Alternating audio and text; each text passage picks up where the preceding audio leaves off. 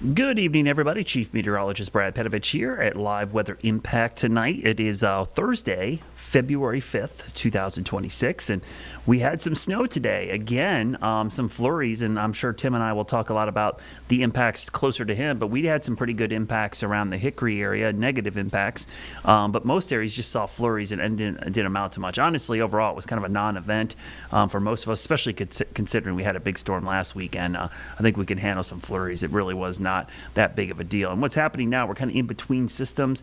You can see that system off to the east. We've got northwest flow developing. Tomorrow will be a warm day, honestly. We should see southwest winds develop ahead of what is a strong cold front that's coming in. And this is going to be the big story for tomorrow night going into the weekend.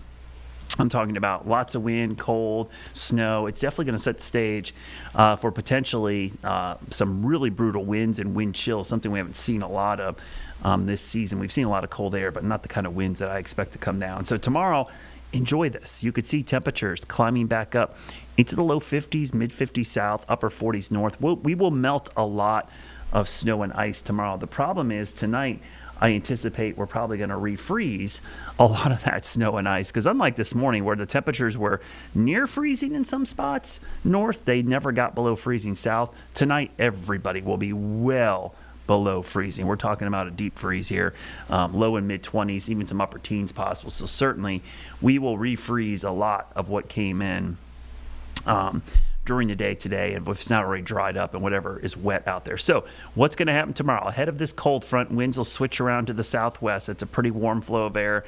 You can see that warm front. That's actually a pretty good sign for some milder air. But then that front comes in. It's a double-barreled front. The first one has a ton of snow. The second one has a ton of cold and wind. And boy, the wind, it's no joke. We don't see wind like this very often. Now, the mountains, you're pretty used to high winds, but you don't often see winds that could be up over 65 miles per hour. 50 is like your max. So right now we're looking at impacts from snow above 3,500 feet, 3 to 5 feet, or 3 to 5 inches, not feet. That would be a record. That would be impressive. Cold Friday night into Saturday, single digits and teens, not just for the wind chill, but the temperatures. And then the winds, mountain winds, 40, 60 mile per hour winds, I think are distinctly possible. So let's look at those winds, because I think this is the highlight of the event, if you ask me, and probably the biggest impact. So tomorrow the winds are out of the southwest, pretty mild day. They start to pick up late in the day as that front gets close. After sunset, here comes the front, and you'll see the winds just go crazy in the mountains. Even across the foothills. I'm going to go all the way to early Saturday morning. I'll stop at around sunrise, 7 a.m. So look in the mountains, you've got 40, 50 mile an hour gusts, but some of those ridge tops could be approaching 60 or 70. Certainly a possibility. And as we go into the afternoon, the winds stay really gusty. They should begin to calm down Saturday night.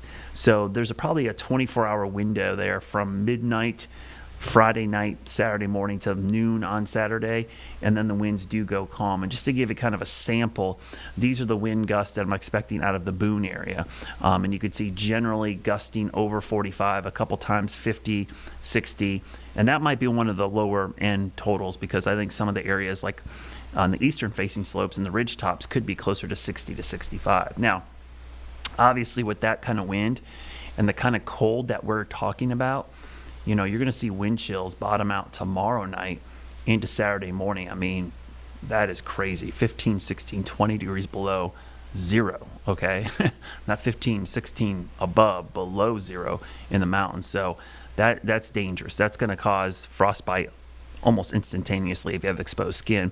And then across the Piedmont, you see teens and 20s. So not exactly warm here, but certainly it looks like a chilly day on Saturday. It stays chilly going into Sunday. Now, the snow totals, it's really going to be dependent on where you are. With these kind of northwest flow events, you're looking at the northwest facing slopes near the Tennessee line, always kind of surpasses what you think is going to happen, because you're going to squeeze out a lot of moisture, and because the air is Arctic in nature, I do think we will get some pretty good totals. Here's kind of a map view of that. Now, I'll play it all the way out. Now, it won't last all the way to Sunday, but this is how long the forecast guidance goes out, and you can kind of see I widened it out. This will be a pretty good event up and down all of the mountains.